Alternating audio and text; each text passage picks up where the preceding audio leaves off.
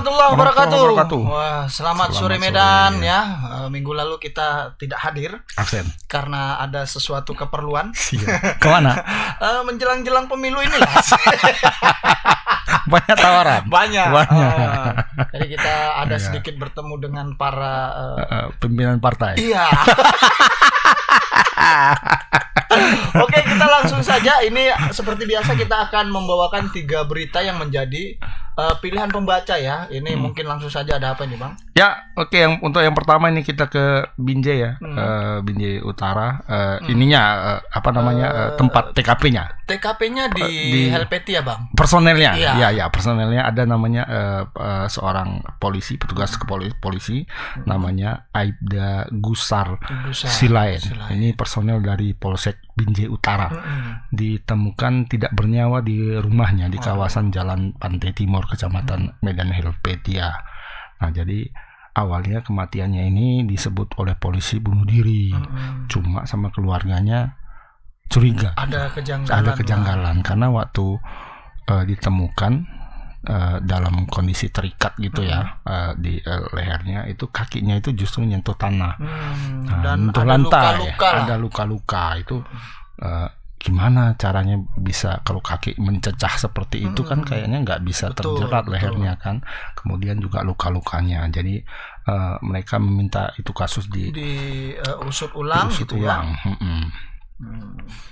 Nah, tapi ada tadi ini sebelum kita ke sini tadi kita mendapatkan informasi juga bahwa di Taman Budaya Sumatera Utara ini sebenarnya dari beberapa hari yang lalu sih, dan para kalangan seniman ini ribut karena mau digusur.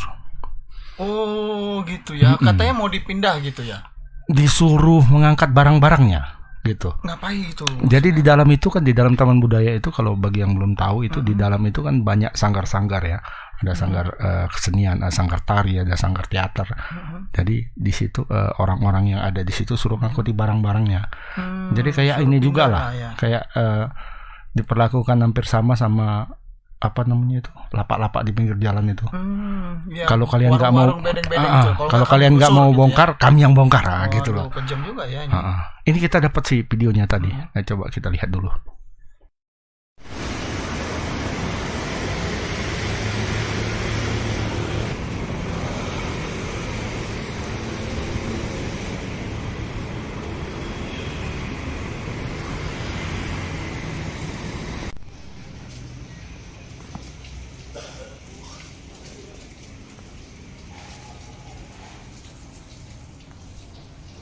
Tanggapan di Taman Budaya nih Pak Wali. Nah ini tadi kemarin baru keluar, surat dari Dinas Pendidikan dan Kebudayaan untuk menggusur para seniman nih Pak Wali, dan mereka merasa resah. Ini tanggapan kita seperti apa Pak Wali?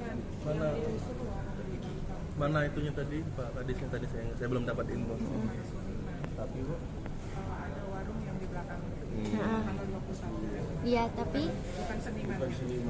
tapi berdasarkan seniman itu mereka juga ikut tergusur ini Pak. Gimana tanggapan kita Pak? Pokoknya Taman Budaya yang saya pastikan sampai dengan hari ini itu masih kita persilahkan.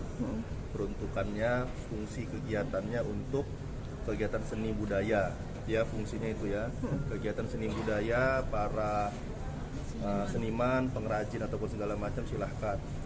Di luar kegiatan itu mungkin yang ditertibkan, mungkin ya. Pak Wali, ada 3 underpass yang akan kita bangun di tahun ini. Salah satunya dengan APBN.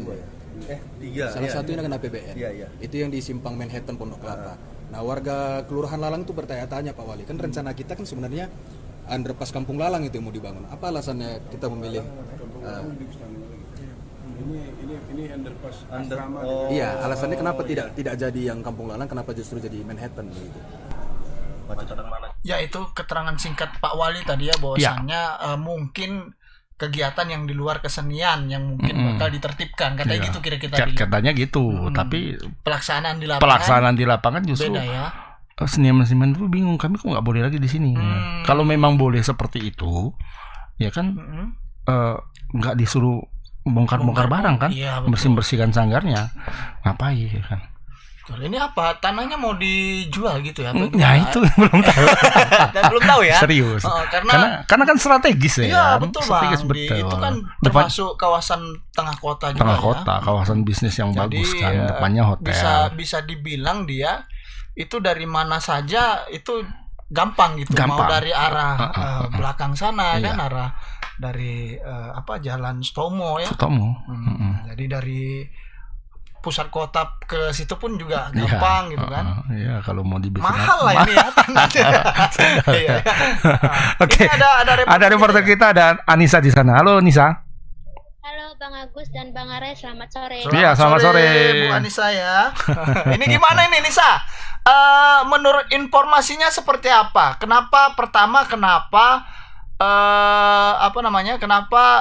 seniman itu diminta untuk angkat kaki? Itu yang pertama. Yang kedua, apa sejauh ini info yang didapat di lapangan menyangkut tanah di sana? Apakah memang akan dijual atau mau dibangun bara apa gitu kira-kira? Silakan Nisa. Baik, jadi Tribuners dan juga Bang Agus serta Bang Arai, pada saat beberapa hari lalu kita juga sudah mendatangi Taman Budaya Provinsi Sumatera Utara yang di Jalan Perintis Kemerdekaan ini, di mana mereka ini para seniman beberapa sedang sibuk mengangkut barang, bahkan merubuhkan sanggar-sanggar yang dibangun sendiri oleh mereka. Nah, ini berdasarkan pembongkaran ini mereka lakukan sebab berdasarkan surat Dinas Pendidikan dan Kebudayaan, di mana mereka meminta untuk merapihkan ataupun membongkar sendiri sanggar-sanggar yang telah mereka bangun secara pribadi. Apabila tidak dibongkar, maka akan dibongkar sendiri oleh pihak Dinas Pendidikan dan Kebudayaan. Namun anehnya dalam surat edaran tersebut, yang dimaksud dalam surat edaran tersebut ialah bangunan rumah sendiri dan juga para pedagang. Namun akan tetapi kenyataannya di belakang surat itu para seniman ini juga mendapatkan surat-surat tersebut. Nah, yang menjadi dikesalkan oleh para seniman ini sebab surat dinas ini, surat edaran ini tidak langsung diberikan kepada mereka, tetapi melalui perantara, sehingga mereka merasa kurang dihargai. Perantaranya siapa Nisa?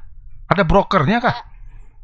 Jadi kemarin itu katanya anggota jadi mereka tuh bukan dikumpulkan Bang, tetapi cuman melalui surat. Habis itu tiba-tiba setiap anggota dinas pendidikan ini foto-foto langsung memberikan surat seperti itu saja. Nah, itu yang membuat mereka jadi merasa tidak dihargai sebagai seniman yang ada di Kota Medan ini. Dan belum lagi juga surat yang diedarkan itu juga menurut beberapa seniman ini juga salah jika diberikan kepada mereka, sebab yang tertulis di situ merupakan untuk para pedagang dan juga bangunan pribadi, rumah-rumah yang berdiri di situ. Nisa, juga, sebentar. Itu kan ada tadi disinggung bahwa selain warung ya, kalau warung memang satu, aku kebetulan agak hafal denahnya.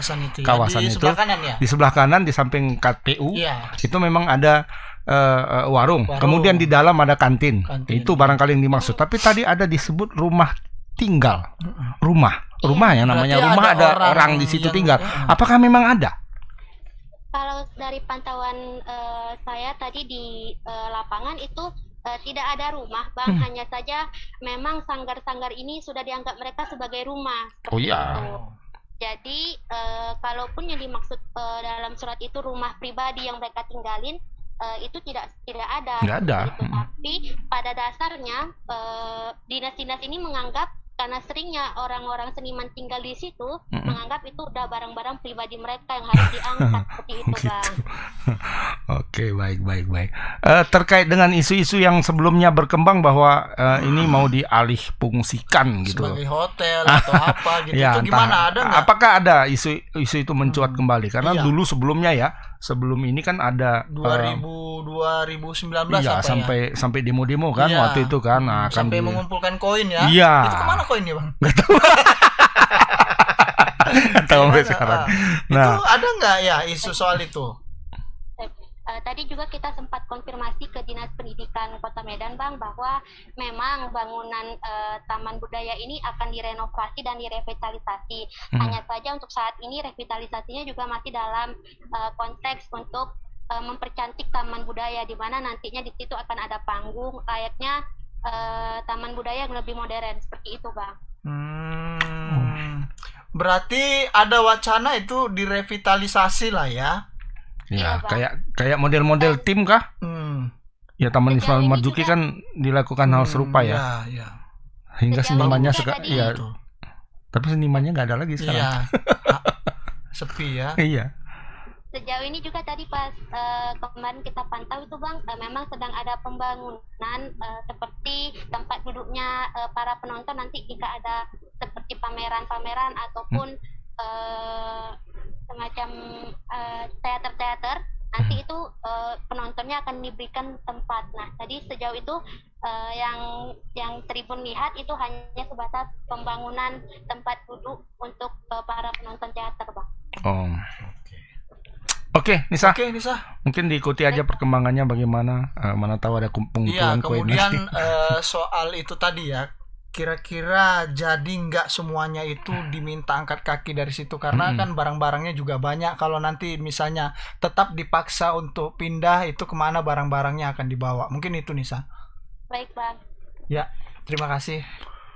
Ya, selamat sore, Bang. Yuk. Sore. Ya, itu tadi laporan dari Nisa ya. Jadi katanya ada yang tinggal di situ katanya ya.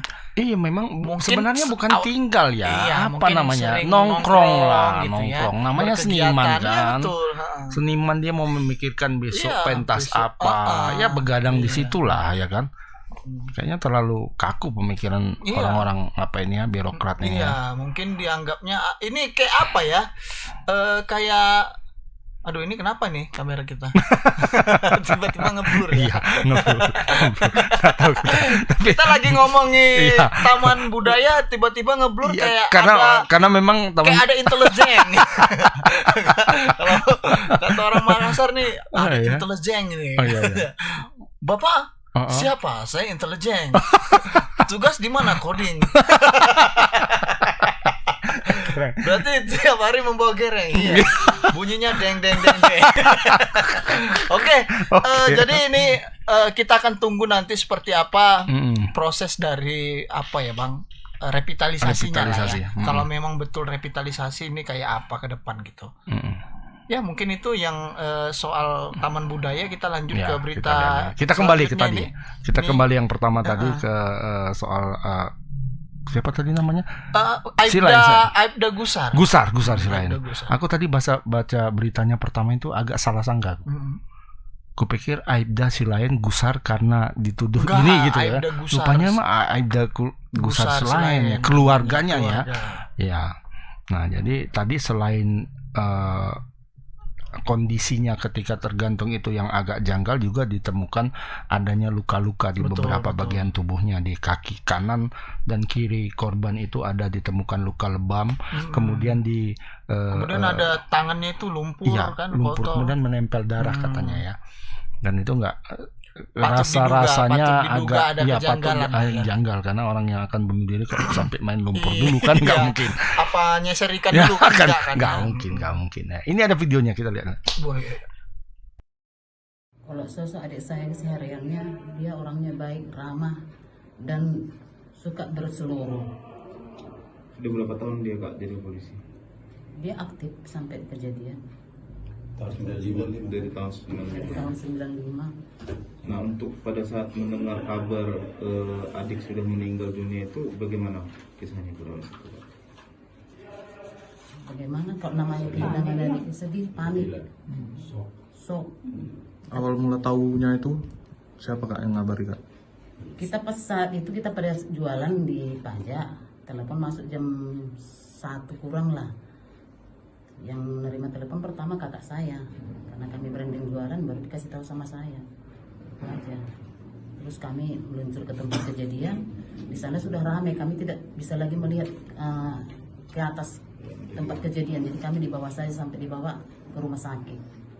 Itu kejadiannya di rumah dia kah Kak? Dan itu dia di rumah itu dengan siapa Kak? Itu rumah dia sendiri, istri sama anaknya. Pada saat itu Kak istri anaknya? Ada, tapi menurut cerita katanya malam itu orang itu tidur di rumah sebelah.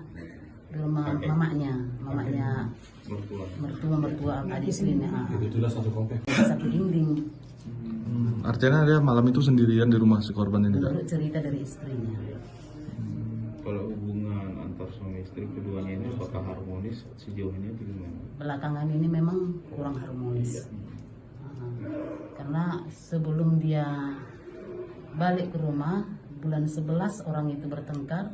Ceritanya adik saya ini diusir dari rumah. Terus dia datanglah ke rumah, kebetulan rumah sebelah rumah orang tua kami ada yang kosong. Tinggallah adik kami itu di situ selama 1 bulan lebih. Dengan catatan memang ya macam mana lah namanya adik kandung sendiri, kita pun nggak mungkin nggak kita biarkan makan apa segala macam. Terus keluh kesahnya dia nggak sanggup lagi tinggal di rumah itu karena memang dia merasa nggak cocok lagi dengan keluarga dari pihak si Eda ini tadinya. Karena asal orang itu bertengkar katanya mertua sama keluarga ikut campur. Gitulah cerita si Eda ini kami. Terus kami sebagai keluarga memang nggak ada apa, cuman si adik kami yang selalu kami nasihati. Macam mana baik rumah tangga, kayak mana yang berumah tangga selalu kami nasihati yang terbaik untuk adik kami. Terus yang terakhirnya kami jumpa sama dia pas malam tahun baru tanggal 1 karena kumpul di rumah. Nah itu ya kecurigaan yang disampaikan oleh keluarga gitu ya. Keluarganya. Mungkin kita langsung saja tanya ke reporter kita Pian, ada ya. Bung Alfiansah. Selamat sore Bung Pian. Ya, selamat sore Bang Arai dan juga Bang Agus. Ini kita tahu kasus ini kan sudah berlalu beberapa minggu gitu ya.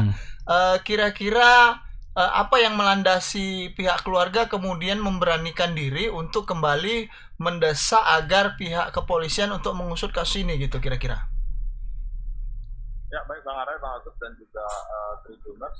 Ya memang kejadian tewasnya Aida Gusman ini ditemukan itu pada tanggal 15 Januari 2023 lalu, di mana menurut keterangan korban bahwasanya saat ditemukan itu kondisinya jenazah ini itu terikat dengan tali di bagian lehernya. Dan kemudian kakinya itu menyentuh lantai begitu, dan juga ditemukan adanya sejumlah luka lebam dan juga luka darah begitu di bagian tubuh dari jenazah sendiri. Selain itu keluarga juga menemukan adanya bekas lumpur begitu di sebelah kaki kanan dari si korban. Nah, berdasarkan kejanggalan tersebut, maka pihak keluarga pun mempertanyakan di mana waktu kejadian polisi sempat mengungkapkan bahwasanya si Aida Gusar ini meninggal dunia karena bunuh diri. Nah, setelah keluar dari pernyataan dari polisi yang menyebutkan bahwasanya si Aida ini bunuh diri, hal tersebut yang membuat keluarga yang awalnya melihat adanya kejanggalan bahwasanya curiga bahwasanya si Aida ini meninggal bukan karena bunuh diri. Itu Bang Arai dan Bang Agus. Jadi karena ada kejanggalan-kejanggalan kemudian mereka ingin mengungkap lebih jauh lah ya terkait kematian Aida Gusar ini ya. Saat kalau boleh tahu Pian, ada nggak penjelasan keluarga itu sebenarnya rumah siapa? Kemudian pada saat kejadian ada nggak orang di dalam rumah itu? Apakah dia sendiri atau seperti apa? Ya, menurut keterangan dari pihak keluarga Bang, rumah tersebut sepertinya memang merupakan rumah dari mertua Bang, ataupun orang tua dari istrinya Bang. Karena 3 bulan yang lalu, sekitar bulan 11 itu Bang, si Aida ini sempat diusir juga Bang dari rumah itu Bang. Untuk tinggal di sana. Penyebabnya apa Pian diusir? Ya, menurut informasi Bang, hubungan dia sama istrinya ini sudah tidak harmonis Bang. Tambah lagi dengan mertuanya yang juga sering bertikai Bang, karena menurut keterangan keluarga, orang tua dari istrinya ini sering ikut campur Bang masalah keluarga mereka Bang, gitu Bang. Jadi sejauh ini kecurigaan dari pihak keluarga, apakah misalnya ada orang-orang yang mereka curigai gitu Mungkin karena mungkin begini, istilahnya karena selama ini Aibda GS ini sering ribut mungkin kok tiba-tiba meninggal bunuh diri gitu ya. Gitu, apalagi kondisinya tidak wajar gitu kira-kira ya. Ada nggak kecurigaan seperti itu, Pian? Ya, kecurigaannya untuk orang tertentu itu sempat juga kita tanyakan, namun mereka tidak berani, Bang, dan hanya mengatakan bahwasannya biar polisi yang melakukan penyelidikan terkait apa sebetulnya penyebab dari meninggalnya si Aibda ini. Namun saat waktu kejadian, berdasarkan cerita dari anak pertamanya yang merupakan perempuan, saat itu memang si Aibda ini tinggal sendirian, Bang, di dalam rumah itu, sementara istrinya dan anaknya itu nginap malam itu nginap di rumah mertua dari korban ini, kebetulan sebelah-sebelahan, Bang, rumahnya. Nah, di pagi hari si anak yang pertama ini hendak membangunkan si korban ini, Bang. Setelah itu dia masuk dan melihat bahwasanya ada seutas tali begitu di lantai 2 yang dari arah kamar mandi. Dia pun tidak berani melihatnya secara langsung dan memberitahu kepada keluarga lain. Dan tidak lama pamannya datang dan mereka sama-sama, Bang, melihat bahwasanya kondisi jenazah sudah meninggal dalam keadaan terikat, Bang. Gitu, Bang. Dari pihak keluarga sendiri ada nggak permintaan untuk melakukan semacam ekshumasi ya, ekshumasi ulang gitu, karena di awal itu keterangan dari polisi justru tidak ada ditemukan tanda-tanda kekerasan katanya. Sementara dari pihak keluarga mengatakan sebaliknya. Nah, apakah seandainya ada ini dari pihak kepolisian apa sudah menanggapi gimana, Pak? Ya, tadi sempat kita tanya juga, Bang, sama Kasat Reskrim Polrestabes Medan terkait hal ini. Namun dia mengatakan bahwasannya pihaknya masih menunggu, Bang, keterangan resmi dari dokter juga, Bang, hasil otopsi pemeriksaan dari jenazah sendiri, Bang, karena sejauh ini belum keluar juga, Bang, dan belum bisa disimpulkan bahwasannya apakah memang korban ini meninggal dunia karena bunuh diri atau karena hal lain, Bang, gitu, Bang. Oke, Pian. Tapi soal permohonan ekshumasi itu sudah ada dijawab belum?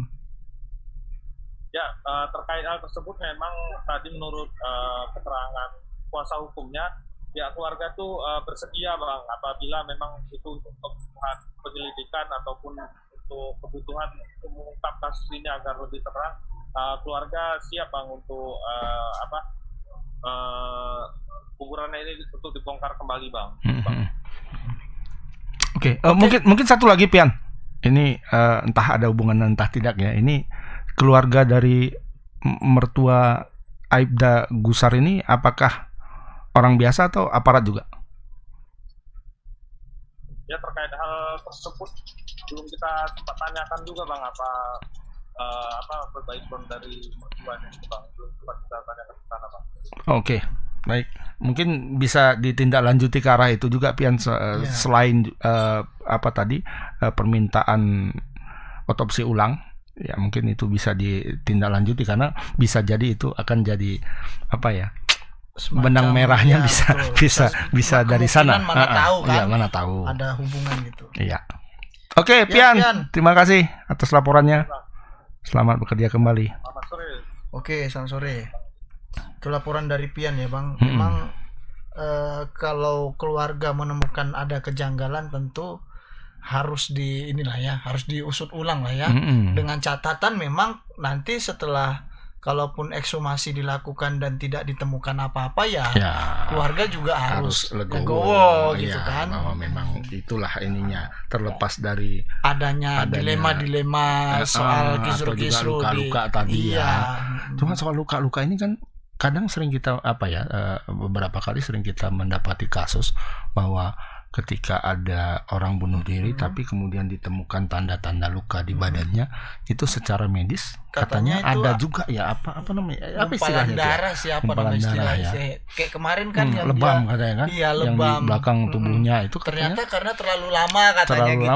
Bisa jadi memang terjadi penggumpalan darahnya menggumpal atau pembuluhnya itu rusak gitu rusak, ya. sehingga dia menghitam, Iya. jadi seperti tampak lebam. Nah, itu mungkin kata, dokter lah. kata ini. petugas medis, bukan Bukan kata saya. Kami ini bukan petugas Bukan. medis, tapi berdasarkan informasi yang kami baca itu Iya seperti itu, gitu, kira-kira. keterangannya.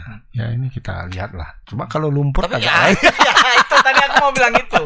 Kalau lumpur kira-kira Ya dari mana dari lumpurnya? mana? Apakah Ya kan? Bapak ini Nyari sempat lele, kan? mendiang ini kan? Kan nggak mungkin karena dia ditemukan di dalam rumah. Ada Bukan darah gitu ya. misalnya mohon maaf gantung dirinya ini di pohon. Bilang digubuk. Ya bilang digobuk atau di dahan ranting pohon ya kan, kemungkinan ada ketika dia gitu, diikatkan itu manjat, terkena ya. apa namanya lumpur Goresan-goresan, dan ya. sebagainya. Tapi kalau kejadiannya Kalau di dalam rumah, lumpurnya dari mana? Nah, gitu kan ya, itu. ya, betul. Nah, itu Ya, mungkin bisa diselidiki mungkin bisa sama diusut apa nanti ya? Ya, Masa polisi penyidik reskrim lah nanti. masa nggak sampai ke sana? Bisa. Tapi kadang memang agar ini bukan mau apa ya, bukan mau istilahnya bukan Ngajari. mau menuding, bukan mau menuding. Iya. Bukan, iya. Tapi memang ketika ada kasus ini bilang aja tidak ada tanda kekerasan kan gitu. bisa, bisa. Iya. Tapi ini polisi Kalau loh nggak yang ini Kalau yang nanti kan panjang proses.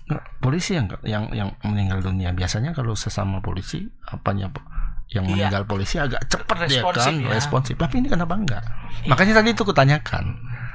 Yang berselisih dengannya itu polisi juga atau Iya, tidak? Betul.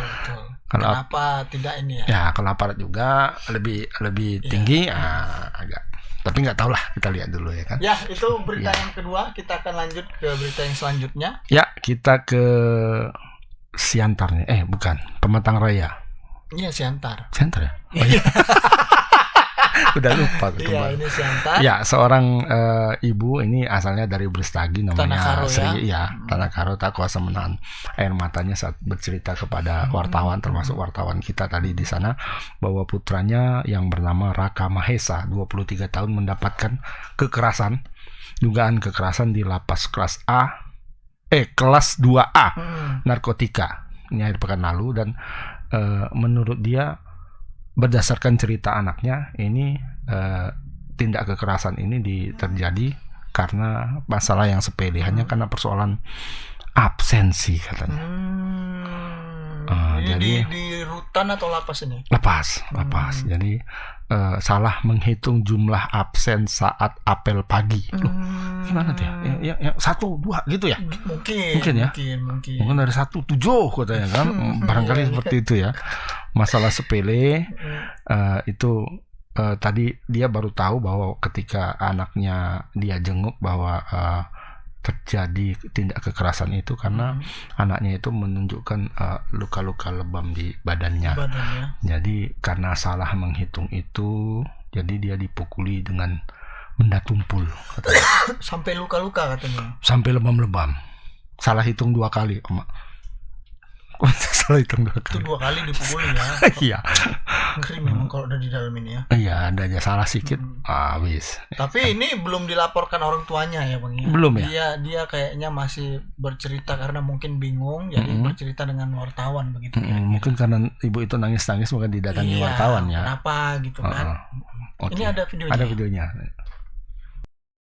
3 bulan 4 ini kan dia udah dijalanin 2 tahun ya kan.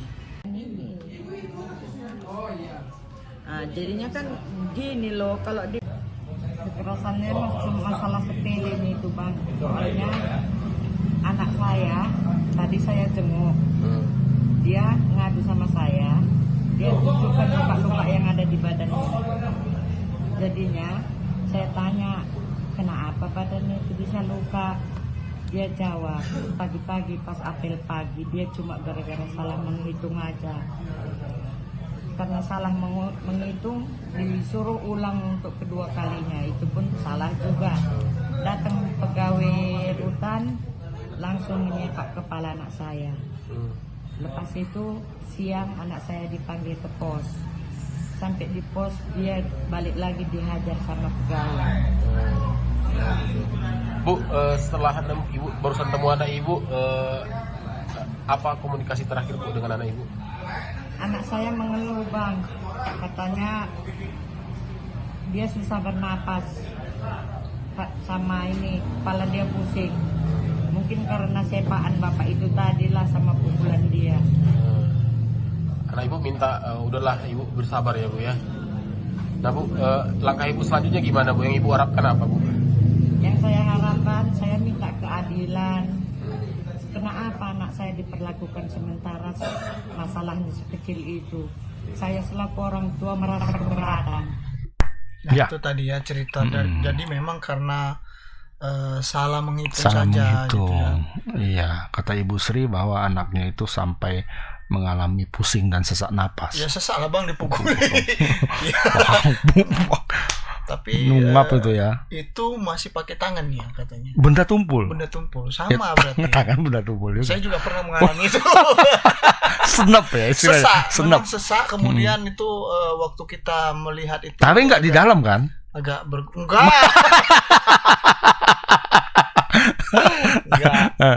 Jadi itu goyang dia memang itu agak pusing. Pitam ya. Pitam. Bukan pingin tambah ya. Bukan. enggak. Nah, jadi ini sangat kasihan sekali nih ya. Ini mungkin kita langsung ke reporter kita Bang Alija yang sudah menunggu. Yang tadi bilang sabar ya Bu katanya. Ya, Alija ini kayaknya nampak putih setelah pulang dari salju-salju ya. Iya. Masih lengket saljunya.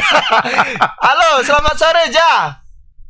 Halo, selamat sore Bang Arai, Bang Agus. Ya. Nah, ini gimana bisa diceritakan nggak awal mulanya Alija dan teman-teman bertemu dengan Ibu Sri ini, kemudian dia akhirnya menceritakan keluh kesahnya itu Ja. Silakan Ja. Nah, dari siang tadi kita menerima curhatan Ibu Sri ya. Jadi dia mendapat informasi bahwasanya anaknya itu dipukul oleh pegawai sipir lapas kelas 2A Pematang Raya. Nah, jadi beliau itu dari Brastagi, kemudian sendirian itu naik sepeda motor datang ke Raya untuk melihat kondisi dari anaknya Raka Mahesa 23 tahun. Nah, jadi setelah pembicaraan dengan anaknya itu, anaknya mengaku bahwasannya dirinya dipukul, gitu Bang. Jadi di bagian daerah bahu itu biru ya, kena pentungan gitu. Dengan alasan karena dia salah menghitung absen. Begitu ini, Bang. Ja, ini salah menghitung absennya itu gimana Ja? Kami dari tadi mendiskusikan itu model salah menghitungnya itu gimana? Apakah kayak hitung 1, 2, 3 atau ada mekanisme yang lain gimana? Nah, seperti ini Bang, bangun pagi terus dipanggil satu-satu, 1, 2, 3 gitu Bang. Gitu. Nah, dia salah. Kemudian ketika diulangi lagi dia juga salah gitu. Alasan anaknya kepada ibunya karena belum sadar gitu Bang. Jadi belum terkumpul nyawanya istilahnya. Gitu. Masih ngantuk gitu, masih ngambang. Iya Bang. Nah, tapi ketika kita konfirmasi ulang apakah ada perlakuan atau tindakan dari anaknya di lapas selain dari pengakuannya itu, ternyata si anak ini kan tamping ya Bang. Anaknya tamping, kemudian dipercaya untuk jualan makan makanan di lapas oleh pegawai siber lapas. Namun setelah waktu pengumpulan uang kasbon gitu Bang ya, ternyata ada 8 juta selisih yang belum dikembalikan ke lapas. Jadi muncul dugaan kita tak cuma sekadar absen ya Bang, mungkin itu juga mempengaruhi emosi dari pihak lapas. Begitu Bang. Yang selisihnya ini tanda kutip letak kesalahannya ada pada, dugaannya ada pada si anak yang dipukul ini kah? Iya, begitu Bang. Jadi menurut cerita teman-temannya si anak, bahwasanya si anak ini punya hutang jualan makanan di lapas kepada pihak lapas, namun sebesar 8 juta itu belum dikembalikan, begitu Bang. Jadi muncul itu dugaan menjadi emosi oleh pihak lapas sehingga memukul korban Riki Mahesa tersebut Bang. Begitu. Dari pihak keluarganya sendiri apa tindakannya Ja? Apakah ada perencana melapor atau bagaimana, atau sekedar curhat-curhat saja? Jadi saat bertemu dengan teman-teman wartawan di Siantar Bang, ibunya sendiri mengaku bahwasanya suaminya udah sakit, nggak tega melihat anaknya dipukuli begitu Bang. Namun untuk mengambil langkah hukum tampaknya masih belum ya Bang, karena si ibu khawatir karena anaknya masih di dalam lapas, takutnya lebih berbahaya lagi begitu Bang. Jadi masih sekedar mengadu ke teman-teman wartawan untuk anaknya bisa diperhatikan lagi begitu Bang. Dari pihak lapas sendiri sudah ada keterangan ya? Nah, kita udah konfirmasi ke Humas Lapas, Bapak Eka Putra. Namun keterangan dari Bapak Eka Putra bahwasanya konflik antar sesama satu kamar begitu Bang. Oh, Loh, beda lagi? gitu ya. Beda lagi Iya, keterangannya? Iya begitu. Jadi pihak lapas nggak menjelaskan. Nggak pandai bersandiwara lah. Kira-kira pihak lapas nggak pandai Kurang. bersandiwara gitu. Kurang bagus dalam menulis skenario ya. Mesti belajar sama seniman-seniman yang mau digusur. Berarti alasannya karena ada konflik dengan satu kamar, kemudian dia dianiaya gitu ya. Ya. Gitu kira-kira aja. Iya. Oh. Utang piutang begitu Bang. Oh. Iya Bang. Dan sudah clear gitu, nggak perlu dipermasalahkan lagi begitu Bang. Oh, berarti ini ada 3 dugaan yang berbeda ya. Satu, soal salah hitung. Kedua, soal utang makanan ya, sebagai penyedia makanan di situ. Dan ketiga, konflik dengan rekan sekamar. Berarti ada 3. Mana yang betul nih? Nah, ini coba dicari tahu lah ini nanti. Iya, jadi kita udah tanyakan ke ibu gimana sih si anak selama ini gitu ya Bang. Jadi perlu saya jelaskan juga Bang, bahwasanya Raka Mahesa ini divonis 3 tahun penjara pada September 2021 lalu atas kasus pencurian dengan kekerasan. Jadi dia mengambil handphone milik temannya gitu, kemudian memukuli temannya sehingga disidang di PN Kabanjahe. Kemudian dititipkan karena sempat terbakar ya lapas Karo, dititipkan ke lapas Raya begitu Bang. Dan si anak sendiri memang sepengakuan orang tuanya, si anak memang bandel gitu Bang. Memang bandel, memang disekolahkan nggak tamat gitu Bang, sampai cuma tamat SMP. Berarti apalah ya ini semacam teguran dari Tuhan Yang Maha Esa lah kira-kira ya. Tamat apa tadi dia? Tapi kalau setidaknya kalau tamat SMP ada pandai ngitung loh. Iya. Karena ngantuk. Oh iya. Memang kita sebenarnya sedihnya ketika melihat orang tua merasa cemas begitu. Itu yang paling ini. Tapi nanti perlu ditindaklanjuti lagi, barangkali bisa ditanyakan ke kepala divisi pemasyarakatan lah kira-kira ya soal tindak kekerasan ini nih bagaimana Pak Kadip. Kemudian kalau memang misalnya petugas lapas itu bilang, oh ini karena ada kesalahan internal gitu kan. Kenapa misalnya kalau disebutlah, bilanglah itu ada persoalan internal, kenapa pentungan petugas itu bisa sampai mengenai badannya si anak ini gitu kira-kira. Itu barangkali mungkin nanti perlu pengembangan ya. Itu aja ya, mungkin ya. Abang ada lagi yang mau disampaikan nggak ya? Baik Ja, terima kasih banyak atas laporannya. Selamat sore, selamat bertugas kembali Ja. Ya, terima kasih Bang Arai dan Bang Agus. Ya, selamat sore. Selamat sore. Jadi kalau yang saya tangkap memang ada 3 poin. 3. Ya. Pertama, menurut pengakuan ibu, anaknya itu dipukul karena salah hitung. Kemudian tadi ada juga informasi yang menyebutkan karena masalah utang piutang. Yang ketiga tadi pihak lapas menyebut masalah konflik dengan rekan sekamar. Nanti berantem lah. Menyangkut utang juga katanya. Cuma utangnya sudah lunas, sudah dibayar, nggak usah diperpanjang lagi. Bahwa itu pemukulan terjadi sebelumnya ketika mereka masih bermasalah dengan utang piutang itu. Jadi kalau ditarik ini garis merahnya ini, si anak memang ribut mungkin di internal dengan rekan-rekan satu sekamar, rekan satu. Kemudian lapas. Keributan ini diduga mungkin masalah utang piutang kan begitu kan.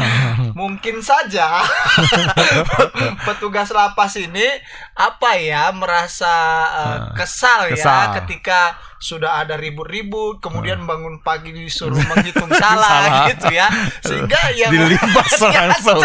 Kau aja kan. Mungkin. Itu mungkin korelasinya ya, mungkin saja ya mungkin. Kita cuma kan namanya emak-emak lah ya, ketika anaknya seperti itu mengadukan, ih kenapa itu badanmu? Aku dipukul gitu ya kan. Mungkin anaknya drama, nggak tahu juga kita kan. Iya, betul. Seperti Tapi itu. mungkin itu juga teguran ya bagi si anak ini agar lebih lebih menghormati orang tua lah. Karena kalau anak-anak durhaka ini biasanya begitu. Ada aja pasti bala. Katanya memang kata ibunya tadi anaknya ini bandel kan ya. Ngambil handphone orang dia. Astaga. Ngambil handphone orang, udah diambilin pukulinya, makanya masuk lah. 3 tahun. 3 tahun ya. Lupa kita nanya tadi udah berapa tahun dia jalan ya, kayaknya baru sih.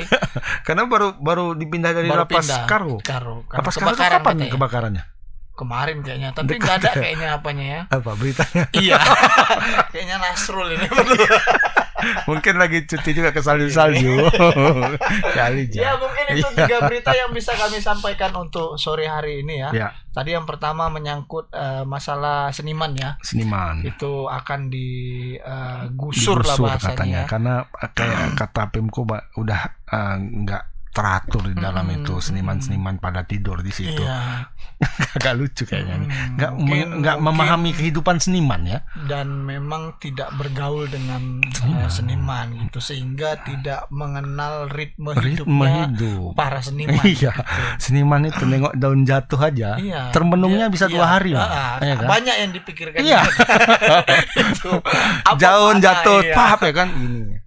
Iya, apa maknanya? Apa gitu. ini maknanya bagi kehidupan dunia ini? Mungkin ya kan? Dunia dia berpandangan bahwasannya kalau memang sudah waktunya dia akan jatuh ke tanah dan kembali ke tanah mungkin. Namanya juga seniman kan, pikirannya itu kan pasti ada. Kalau sekedar hanya alasan bahwa mereka itu sering kumpul-kumpul di situ satu hari, masa nggak tahu sih kehidupan seniman bagaimana? Tengok daun jatuh aja bisa 2 hari untuk temen-temen, apalagi memikirkan satu pertunjukan misalnya kan, mau buat teater, mau buat seni tari, mau buat apa itu udah pasti nggak akan pulang itu ya, tidur di situ. Kecuali memang sudah ada target ya, ini kalian bereskan nih sebulan ya, nanti kita mau bangun rusun ini. Nah itu mungkin kan, kita nggak tahu juga ya. Mudah-mudahan lah ini nanti persoalan masalah ini bisa menjadi perhatian serius Pak Wali Kota gitu ya. Apalagi Pak Wali Kota kan belakangan ini dekat juga dengan konten kreator gitu ya, orang-orang musisi, seniman gitu ya. Di Taman Budaya itu kan juga banyak seniman-seniman senior gitu ya. Nah itu juga patut menjadi perhatian. Tapi kayaknya Pak Wali Kota tahu nggak tuh ya? Karena tadi dia tengok kiri, tengok kanan, kita kan kok nggak ada laporan gitu katanya kan. Dan setelah itu dia bilang hal yang kontradiktif justru dengan kondisi sekarang kan.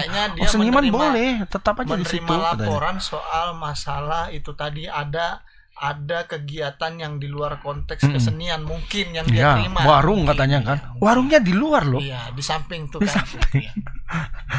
Ya mudah-mudahan lah nanti ya Pak Wali bisa lebih mendalami dan menggali informasi soal masalah Taman Budaya ini.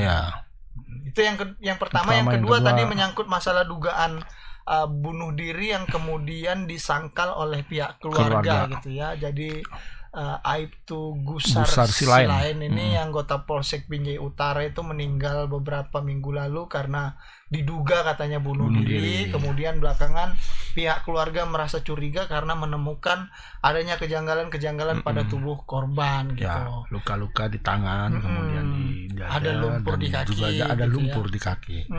Nah ini mudah-mudahan nanti kasus ini juga bisa terungkap dengan cepat gitu ya. Kemudian yang terakhir tadi ada masalah seorang tahanan dianiaya gitu ya, sehingga ibunya dari Tanah Karo sana terpaksa berangkat ke kota Siantar hanya untuk melihat anaknya begitu kira-kira. Mudah-mudahan juga persoalan ini bisa sampai di sini saja, tidak ada lagi kasus-kasus serupa gitu. Kalaupun memang ada misalnya terjadi, kalaupun ada ya misalnya terjadi tindak kekerasan, ya barangkali hal-hal semacam ini bisa menjadi perhatian para pemimpin rutan misalnya, atau lapas, kalapas, rutan gitu atau ya. ini Kemenkumham kan? Iya, minimal dari Kadipas gitu ya, untuk lebih bisa melakukan pemantauan dan monitoring gitu ya, karena kerusuhan-kerusuhan semacam ini bisa memicu bentrok yang lebih besar, atau misal maaf cakap bisa terjadi pembunuhan misalnya. Kalau udah di dalam tahanan ini kan auranya sangat kita nggak tahu apa yang bisa terjadi di situ kan, panas pasti. Taks dikit aja bisa. Makanya karena aura panas itu, makanya petugas itu ya diduga melakukan pemukulan karena panas gitu. Petugasnya ikut panas ya? Diduga. Ya, itu 3 berita yang bisa kami sampaikan untuk sore hari ini ya. Oke. Sebelum menutup segmen Selamat Sore Medan, terakhir saja sedikit ini. Seperti biasa, ada satu hal yang ingin saya sampaikan kemarin menyangkut kasusnya Mas Gondil. Yang udah selesai? Belum. Kemarin akhirnya pengacara melapor ke POM gitu. Pengacara Mas Gondil. Mas Gondil. Nah, mudah-mudahan saya berharap pihak POM benar-benar bisa mengusut kasus ini gitu ya. Mengungkap kasus ini seterang-terangnya. Kalau memang ada dugaan keterlibatan ya disampaikan saja. Karena kita tahu bahwasannya TNI itu kan mencitrakan diri dekat dengan rakyat gitu ya. Jangan sampai hal-hal kecil semacam ini bisa merusak, mencoreng nama baik citra. Institusi TNI ya. Walaupun memang saya juga bagian pernah jadi korban gitu kira-kira. yang senep tadi ya. Iya kan? Saya juga sebenarnya pernah jadi korban. Jadi maksudnya karena kasusnya Mas Gondil itu sudah dilaporkan ke POM. Mudah-mudahan itu bisa diusut, pelakunya bisa diproses dan diadili sampai ke Mahkamah Pengadilan Militer gitu ya. Mungkin itu saja yang bisa kami sampaikan untuk sore hari ini. Lebih dan kurang kami mohon maaf kalau ada kata-kata kami yang salah. Mungkin itu hanya kekeliruan kami. Kami akhiri, Fastabikul Khairat. Assalamualaikum warahmatullahi wabarakatuh. Selamat sore Medan.